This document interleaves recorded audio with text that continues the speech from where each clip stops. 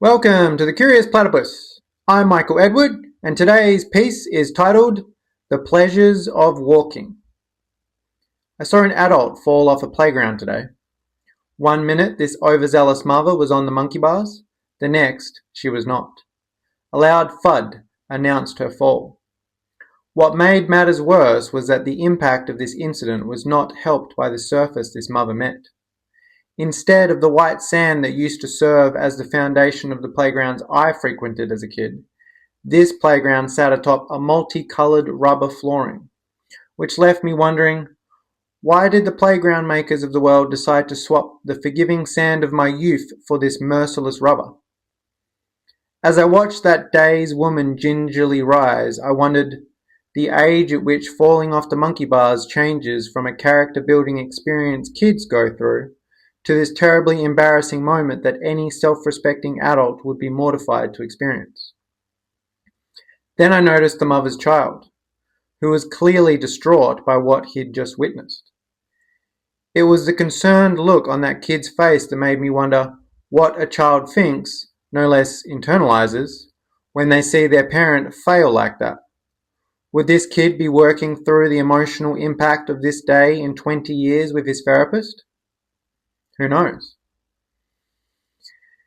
In any case, if you were wondering, our inept climber was fine. I hung around just to make sure. Alright, you got me. I hung around because I found the whole scene far too fascinating to look away.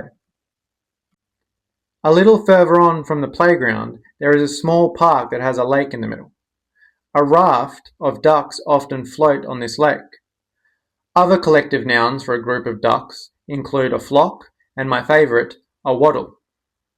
Not long after the incident at the playground, I found myself standing on the bank of this lake watching the baby ducklings dive under the water. After what seemed like an incredibly long time for a set of little duck lungs, the ducklings would pop back up often a fair way away from where they first dived in. I enjoyed watching those ducklings play about in their own little world, seemingly unaware of all the hustle and bustle going on in the big city that surrounds their home. It made me think that there is a power in being able to forget about everything and just focus on what's directly in front of you. That there is something beautiful about the simplicity with which those ducks inhabit their space, and that I need to carve out more time to get lost in purposeless play.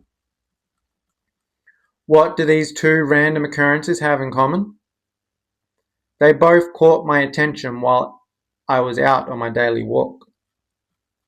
There are many things I like about going on my walk, but what I like most is that I've started to think of those walks as a sort of moving meditation.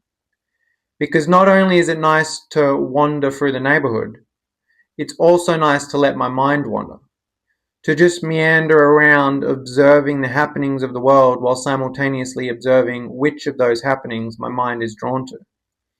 In this way, walking helps me notice what I notice. Confusingly circular phrase? Allow me to explain. See, on any given walk, there are an infinite number of things that could catch my eye. And infinite is the right word. I mean, if you give yourself the time to pay attention to the world around you, there is no end to what you could notice. Whether it's the trail of ants making their way across a footpath, the sunshine illuminating a graffiti-covered wall, or the organic patterns that color the leaf that happen to be floating in the lake you're standing by. It could be the way someone's smile lights up their face, the way a dog cocks its leg to pee, or the way a flag flapping in the breeze takes on an almost liquid-like appearance. It could be the sound of police sirens in the distance, the smell of freshly ground coffee from a nearby cafe, or the sight of someone fighting against that one wonky wheel every trolley seems to have. Now obviously, some things are more attention-grabbing than others, like adults falling off of playgrounds.